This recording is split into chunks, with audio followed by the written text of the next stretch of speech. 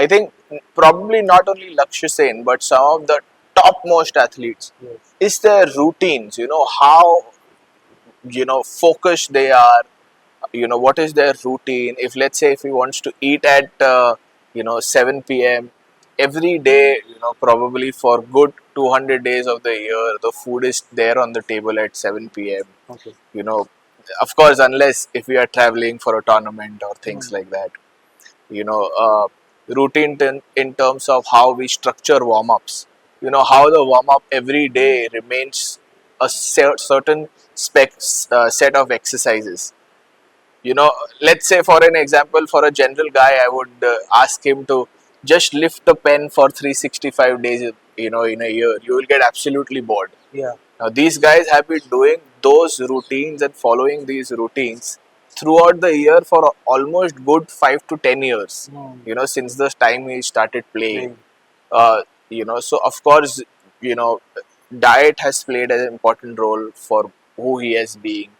The way he is trained, the way he's put in efforts. Just before the Olympics, we were doing around 4 sessions.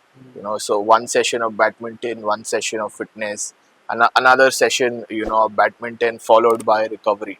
So, if you think just, this is for everybody. If we feel that if we want to be an athlete just for the glamour part of it, I would recommend that that's not the thing that you would like to do. It's a lot of work that Lakshya has put over the period of years Yeah. to be where he is. Yeah. And also why sport is important. If you see during the Olympics, eventually we lost, but what do we learn from Lakshya Sen? Yeah. Is that when we fail in a subject, when we fail in school, let's say we fail 10th standard, people around you are over your head, and you are not able to take accept failures like the way when you play a sport. But if you see, the first thing Lakshya used to do after losing a match or winning a match, especially after the losing a match, is do a press conference. Okay. So let's say if you lost the bronze medal match, you're mentally so exhausted, and then you have to do a press conference. Yeah. So you see how mentally strong those athletes who are playing at the top levels are. And of course, putting in solid, SNC work, making sure that you're fit, and the shuttles are coming at probably 300, 400 kilometers per hour, where your reaction time is lesser than a second. So if your reaction time is lesser than a second, it means you have to be that fast to receive that shuttle. So I think I've been fortunate to see all of that, and because I've been seeing that, it has made me into a better coach. So I would recommend that any athlete who wants to get at the top level, see their rituals.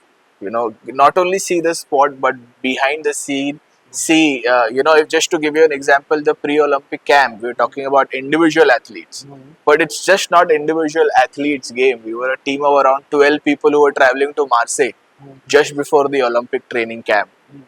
So there are also so many people behind the curtain that that they never come in the limelight, like the sports medicine, the doctors, the physiotherapists.